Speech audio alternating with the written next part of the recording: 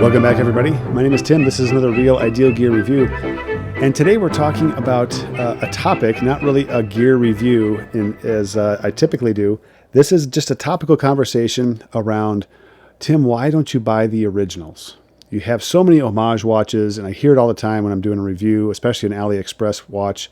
Hey, that's actually, a copy of this watch. That is a clomage, or all that kind of stuff. And I just, you know what? I have an opinion on this. Everybody has an opinion on this. I'm going to share it. What I'm going to try to provide, though, I think, is just a little clarity and definition. What I don't see a lot of hosts on YouTube channels talking about are definitions. They kind of get into their opinion, but they don't give the reasons why. So I'm going to give you some of the reasons why, and hopefully you'll see that I think I stand on pretty solid ground. I try to keep things really simple, and I try not to get into the weeds because there's nothing in there but weeds. There's nothing wrong with homage watches. There's nothing criminal about them. You can call them whatever names you want to call them. And frankly, when I hear that, when I see that, and when it comes to comments on my channel or anybody else's channel or on social media, I just roll my eyes as like, you know what? This is somebody trying to protect. They probably have, a luxury watch. They probably have a quote unquote original, whatever it is. And frankly speaking, there is no such thing as an original watch. All these watches are an evolution of a prior idea. Okay, so the idea of this long-standing notion that this is an original design is such hogwash that it's just I just want to puke because it's logically impossible. It is impossible for a watch to actually be 100% original. And when you say that, it's like, well, yeah, it does. It's not 100% original. It's like, well, then where does the homage, where does that start and stop? Like, that's why it's like, I don't even want to get into the weeds too much with this, because that's really the whole point. The whole point is this, and that is either it is criminal, wrong, fraudulent, stealing someone's name and putting it on your work and saying it's their work. Okay, so if I sign a piece of paper with Michael Jordan's name on it and try to sell the autograph as Michael Jordan's name on it because I signed his name on there, that is wrong, it's fraudulent, and it's criminal. Now, if it's something other than that, okay, and I'm not representing, or however it's done, Michael Jordan's name is not being used, okay, but it has something to do with, a team that wears red and black, and a really good basketball player with all kinds of records and rings on his finger and all that stuff. And you're doing everything but putting his name on there. Okay? Is that Michael Jordan? No, it's not. All right? It's an homage to Michael Jordan, and sure enough, it might be a clomage or a copy or whatever other name you want to put on there. That's fine, but it's not illegal. It's not wrong, and that's where I come down on this. So really, there's only two categories: the stuff that's illegal and the stuff that's not. And if it's not illegal, when it comes down to, taking another company's name, putting it on this watch, and selling it as if it was that company's watch, that kind of stuff is wrong. I have zero tolerance for it. I want nothing to do with it. Okay? But if it's on the other side of the spectrum, then the other side of the spectrum is such a slippery slope. I don't understand how people think that they can get away with the idea of originality. Because that is the pinnacle, that is the heart of the justification, is that somehow, for instance, let's take a look at this watch. This is a Sugis. Obviously, we all know what this is homaging. Okay, it's a certain luxury brand. Okay, now that certain luxury brand did not create a watch like this. They had a bunch of other things that influenced it. Matter of fact, if I recall correctly, historically, the movement that was inside that watch wasn't even a Rolex movement. So, this notion of originality is really a protection scheme. It really is a scheme, because originality, all the bits and pieces that come up with original ideas, were other ideas that influenced that conclusion that seems like it's an original idea. So, that's the part that I think I don't know if it's intolerance. I wouldn't say it's intolerance. I just want to expose people and say, look, it's all dependent on something that happened prior to that. All these wristwatches were dependent upon the very first watch, which was a pocket watch. And the first wristwatch was actually made for women. And if I remember correctly, I think the first original wristwatch was made by Breguet in France. And so does Rolex give homage to Breguet for making the first wristwatch, since all of Rolex's watches like the Submariner and the Explorer and the Daytona. Those are all wristwatches. So did they steal the idea? Did they homage? Did they clomage a wristwatch? Like it's just ridiculous. So I don't get in the weeds and that kind of stuff. I call it what it is. They're all homages. Some people have very, very close facsimiles of some of those things without using the name, and there's others that don't. And I'll give you a classic example of this one in particular. What about the Seiko speed timer? People get all bent out of shape over Sujus doing something like this. What about Seiko? Why doesn't Seiko catch flack for that? Well, it's not as close. So the argument really is about it's not as close. So that's where we're going with this. It's not about whether clomages are wrong. It's about how close it is.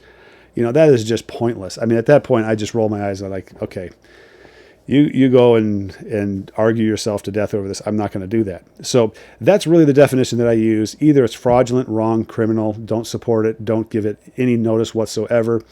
And there's good reasons for that, because they're taking someone else's name, putting it on their work, and selling it as if it was somebody else's work. Okay? Don't want anything to do with that. But all the rest of this is all a spectrum, baby. Okay? This is all on a spectrum. And nobody gets a free ride on this, in my opinion. And that's as much as I get into this. So homages are homages. That's it. And some of them are really close. Some of them are not as close. And you look at it and say, well, I kind of see it. I'm okay with it, because the reasons why I get into this versus buying the originals is because the originals do not provide value. Period. They have namesake. They have controlled the supply chain of the particular model that they have, or the models that they have that do really well, and they're great models. The Submariner has influenced generations of watches. There is no doubt about that. None whatsoever. You can't look at many of these watches without seeing that Rolex has had an influence with the Submariner. Blancpain is another one. What about Squale? These are all companies that have a massive influence around that same time frame that the Submariner came out. What about the GMT? What about Glycine? And the 24-hour time dial, the GMT movement. So all of these things. Yeah, we can get in the weeds in those things, but what value do those companies provide? And when they say, well, there's a history that goes along with this, and when you look at a Rolex Submariner and you're looking back in the 1940s or 1950s and 60s, you just see the history. You're buying a piece of history. No, you're not. If it's a new watch, no, you're not. You're not buying history. You're buying an updated movement, updated finishing product or finishing methods. You're buying updated materials in many cases. You're buying updated technology when it comes to sealing a case. No, you're not buying history. You're buying an idea of history, a facsimile of history, an homage to history. Matter of fact, the watches that you're buying are homages to the originals. So the homage argument just never disappears. It's like a fart in a pair of jeans. You just can't get away from it. Okay? So value is one of the reasons why there's things that folks will get on me about as far as clomage. Well, hey, you know what? Okay, so Tim, you got that Sujus, that luxury watch looking thing, and yeah, you're right. And they'll say, well, that's just a copy. I mean, everything about that is trying to emulate the Rolex Daytona. Sure, you're right. It's emulating it 100%, but it doesn't use the same materials. It doesn't use the same handset. Doesn't use the same dial, doesn't use the same finishing techniques, doesn't use the same movement, although the movement may be a copy, but they don't use the same movement. Matter of fact, it's many times the movement that gives these watches away.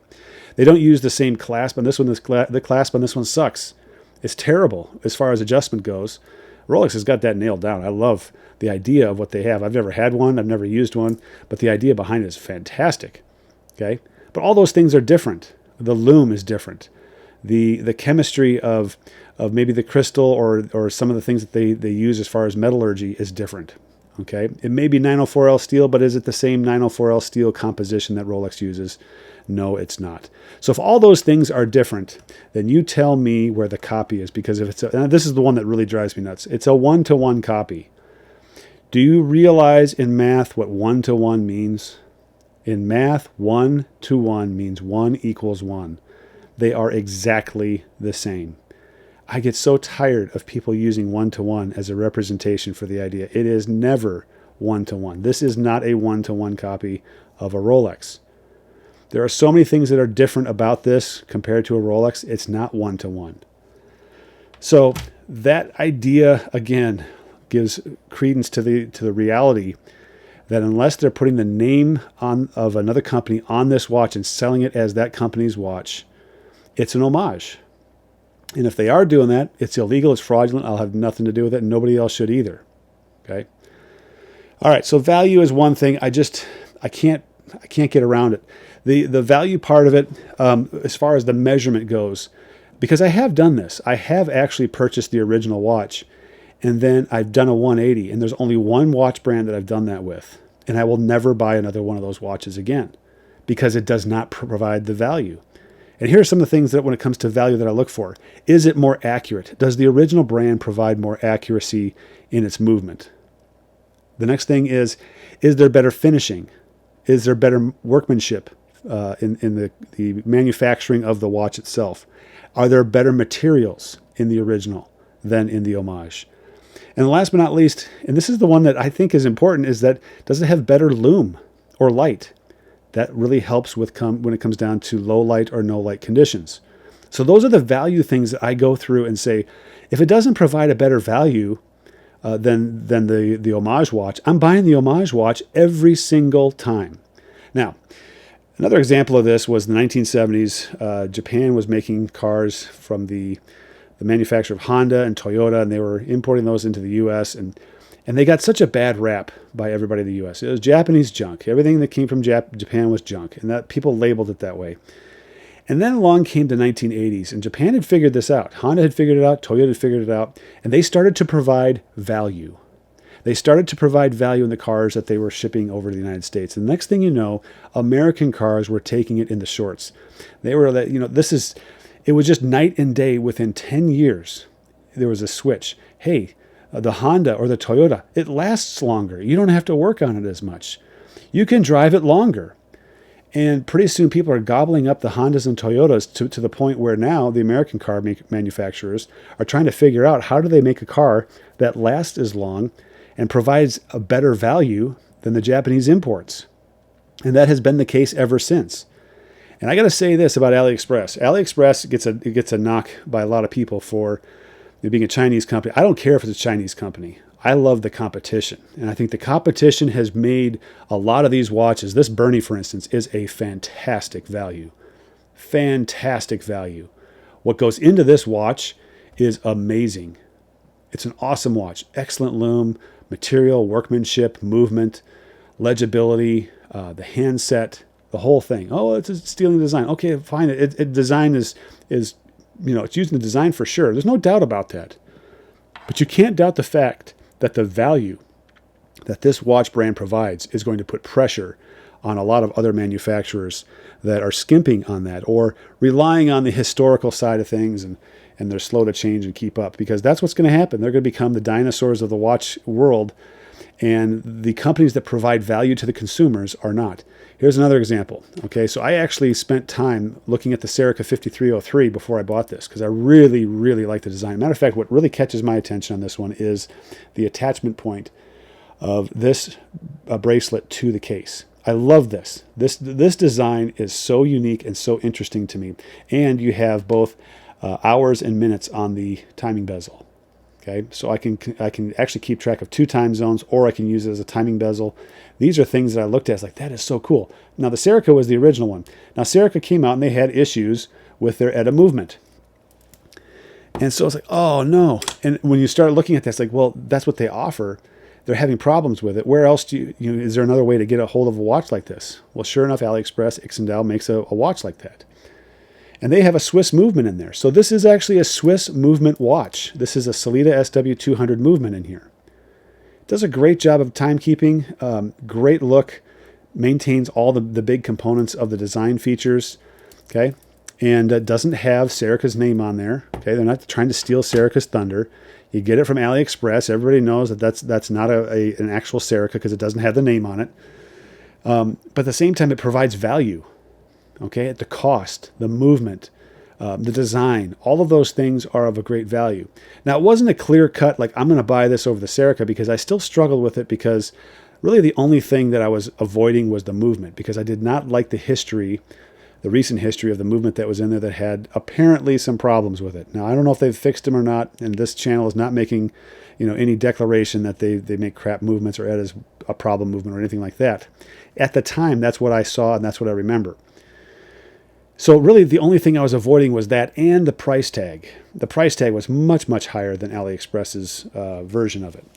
And so to me, it was like those two things were enough for me to go down the route of Aliexpress. And I've got a great watch to boot. So value is really important when it comes down to accuracy, when it comes down to the finishing, the material, the workmanship, and then also the legibility and loom. Legibility, light, loom, all of that stuff. Those are the value propositions on here. Now, the next one is variety.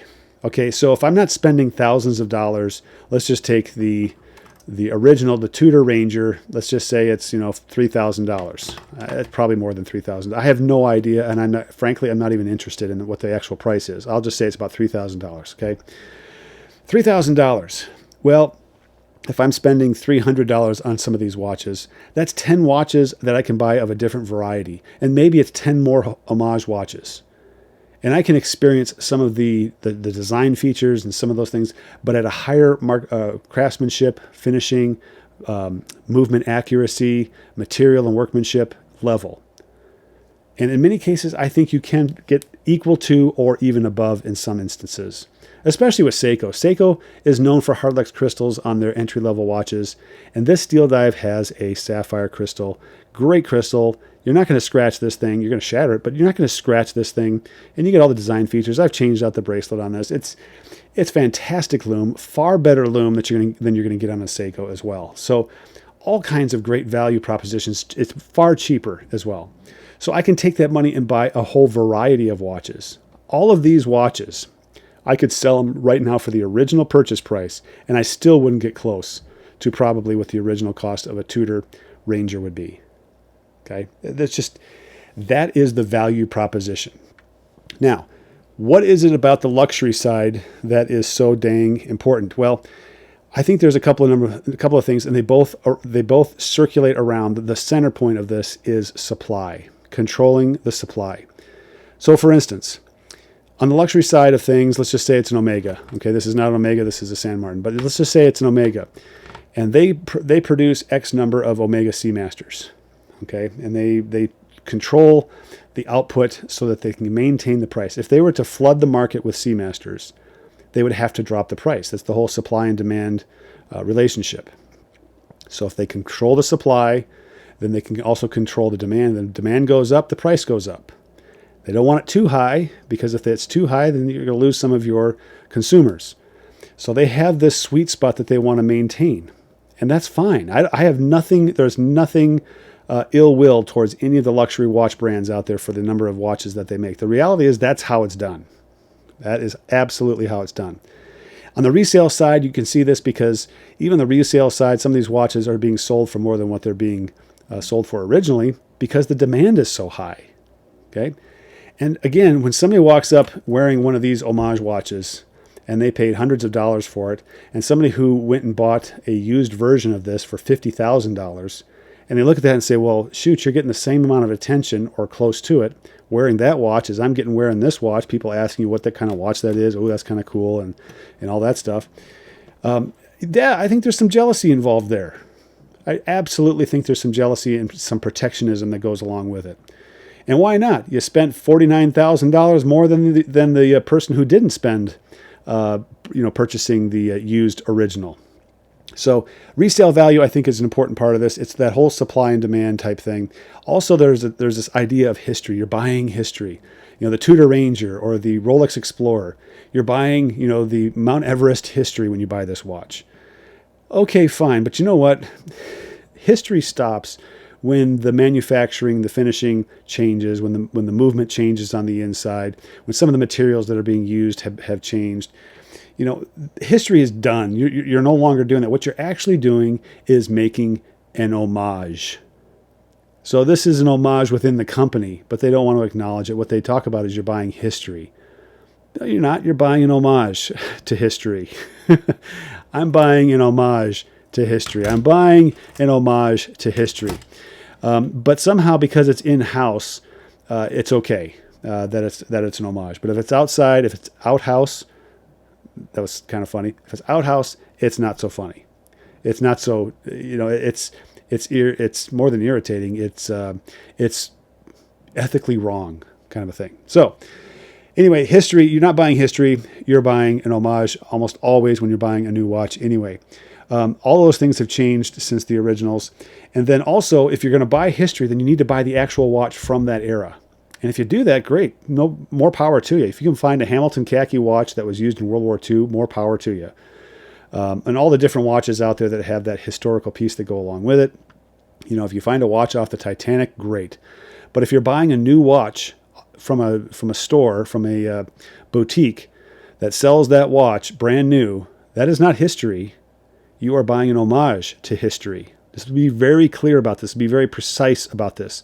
Because all the boutiques out there that sell new watches are selling homages to history. Period. All right. Next up, after variety, it's maintenance. And this is probably the last point I'm going to make on this. And that is just the cost of maintenance of the originals versus the homage. There's just no way. All these if I had all of these watches as originals, or the original design anyway, the original manufacturers, the maintenance cost would be 10, 15 times more expensive. First of all, they're requiring this for warranty purposes on their schedule to maintain the warranty. And who gets to do this? An authorized dealer with that service center built into it, or an authorized service center. So again, who's controlling the supply? Who's controlling the demand? Or who's controlling the supply? Who's controlling the supply of people who are authorized to work on those movements or work on those watches for parts and service? So to me, that's another reason why it just doesn't provide value. It comes back to value, actually. The maintenance side is not a value to me. I'd rather have a Seiko movement, learn how to maintain it myself. And if I have to, go out and buy another Seiko movement, put the hands back on there, put the dial on, put the hands on, put it back in the case, good to go. Regulate it, and we're all fine.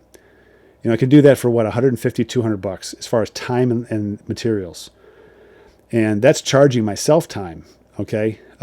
If I just had, if I didn't charge myself time, the movement itself is what, $50? A Seiko movement? $60? Let's just say it's $60, shipping maybe $70. Maybe you break a hand. You have to go back and buy an original handset. That's another $50. You might spend $100 total. And you may never have to maintain that movement for the next 2 or 3 years as a result of that. So, yeah, it's just another piece of the puzzle when it comes down to what do these watches provide that the originals don't. It is value, it is lower cost in maintenance, and it also is variety. Now, I own a bunch of originals. I want to throw these out here because some people are like, well, you're just pushing this because you're getting paid by Aliexpress. I've never gotten paid by Aliexpress ever. All the watches I have from Aliexpress have been purchased by me. I do have one. I'm not sure if it's from Aliexpress. It's coming up. It's the first watch I've ever received from a company, and kind of an exciting thing for me to receive a watch. But I don't think they're an Aliexpress company. But to this point, to my knowledge, I don't. I don't have any watches that have been provided to me from Aliexpress. I purchased all of them. All right, so what about the originals? Well, Zelos, Second Hour. Yes, these are micro brands, but these are KA watches in my book, and that's kick butt for those of you that want the PG version. Signum, awesome, right? Notice, here's another one. Notice Blackbird, love it. Let's see here. Oh, here's Aliexpress. This is an original design. This is the Baltony. I call it the Nautilus or the Nautica or something like that. I forget what I called it on the video. Another great design. The steel ball bearing on a bronze case is awesome. What else? Oh, here's some bigger brand names. We've got one more micro brand. Wise Adamascus 88. By the way, this is the 904L steel. So is that an homage to Rolex because they use their steel? No. Does it look anything like a Rolex? Not really. It looks more like a Seiko 62 based off of the kind of the case design there. We have the Zeppelin. Yeah, there's another one. Quartz movement. How about the Bulova Precisionist movement? Yeah, these are all originals, right? Or are they homages to some other idea that they put together to make this? The Citizen NY0040. I don't have a nickname for that one yet, but I want to get a nickname for it. And then I've got another Seiko right here. This is the Samurai, the beloved Samurai, which, by the way, that Revlot down there has some case designs from some angles off of the case, off of the Samurai, and also the Rolex Submariner. And here's the watch that I regret. I shouldn't say regret. I will never buy a Hamilton again. Okay, so I do have a Hamilton Khaki Field chronograph, and it is definitely not worth it. It's a cool looking watch. It's a Hamilton. It's the Swiss movement in here. It's basically the same movement that was inside. It's a 7750, I think it is. But it's just, the value just isn't there. It really isn't. The things that go into this watch at the price point that I paid for it is not something I would ever do again. And when it comes down to a Hamilton Khaki Field, kind of the normal size Khaki Field, which is kind of along this Baltony, no, I would never buy it. The water resistance isn't high enough. The lume isn't good enough. The price is too high. The movement is okay. It's no better than a Seiko NH35 movement. And it costs more to maintain. So I go through that whole list, and it's like it doesn't provide the value.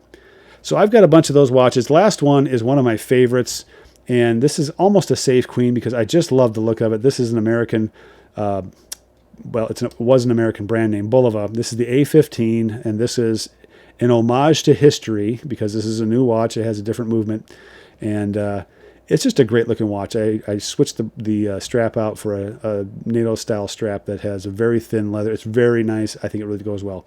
So there you go. So I've got both. I can appreciate the quote-unquote big companies. I'm not going to call them originals. They're not originals. The big box store type Swiss movement, the Swiss or the Japanese or whatever it is, I can appreciate that. But the idea that these watches are fraudulent is just not the case, because all these watches have taken ideas from other watches to make the watches that they have, and it's just part of the evolution of watchmaking. So long as they don't take the name from another company and slap it on their watch and sell it as if it was that company's watch, I'm okay with it. So to wrap this up, I think really what it comes down to, why do I not purchase the originals? And I do have one that I look at and say, I will never do this again. It's the Hamilton Khaki Field series. I will never purchase a Hamilton Khaki Field series watch. It just doesn't have the value. This is a great watch. I like this watch. Actually, to me, this is not quite the same thing because this is a massive watch. The case size, the diameter, the thickness of this watch, it's a chronograph. It just isn't quite the same thing as the Khaki Field, the actual Field style watch. But it has the Field style designs in here. I get that. But at the same time, I won't purchase a Hamilton Khaki Field because it's just not, the value just isn't there. And that's the whole point. I look at these watches that I've purchased and all the watches that I have here. There is no way that I would get close to anything like the originals on some of these watches. There's just no way. And the variety of watches that I get to enjoy as a result of this, and they have their own name on their own watch, even though the design is very close to another company's design.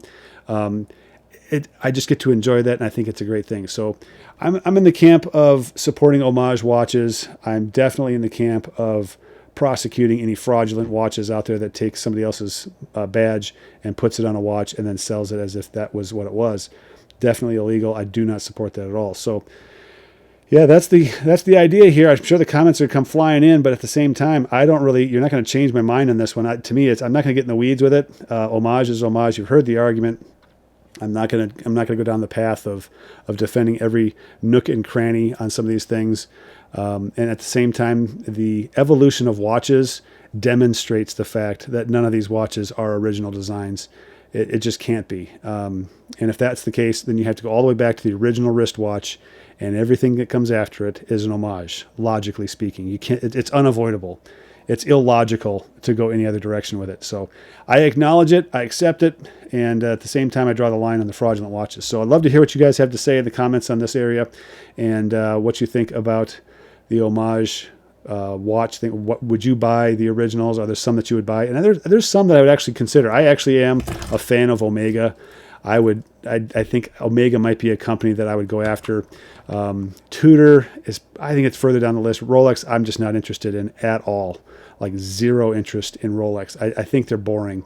I think they've kind of been stale for quite a while. I think Omega is pushing the limits, and putting new things into the market that look a little bit different. So I like what they're doing more so than what Rolex has done. And of course, the micro brand market is huge. I love it. And again, I'm going to go back to this Aliexpress. You guys better watch out as far as the big brand name type watch manufacturers, because AliExpress is making some great watches, and they're doing some of these watches with original designs. Where did it go? Got to pull it up here. Here it is. And they're doing it with original designs, or very close to original designs. I don't want to say it's original designs. Very close to original designs. They're pulling a lot of things in to make something that looks really different and really cool. I love the look of this watch. Baltony, AliExpress, great watch, great strap. Look up the reviews. All these watches have been reviewed, so if you're looking for, you see a watch out here that you're interested in a review on, it's there in the library. I've got, I think, over 150 reviews on watches alone in there, so check it out. Check out my store too, also realidealgear.com. I have a number of watches that are going up for sale, reviewed watches. Check it out. You're gonna get a nice price on those. Actually, some of the watches in here I'm going to be putting on there. I have obviously too many watches to wear on a regular basis, and my wife knows it. I know it. And as I look at this, I'm like, yeah, it's time to move some. So you might see some of these on the website in the near future. So thank you for your time. My name is Tim. This has been a Real Ideal Gear Review. We'll catch you guys next time.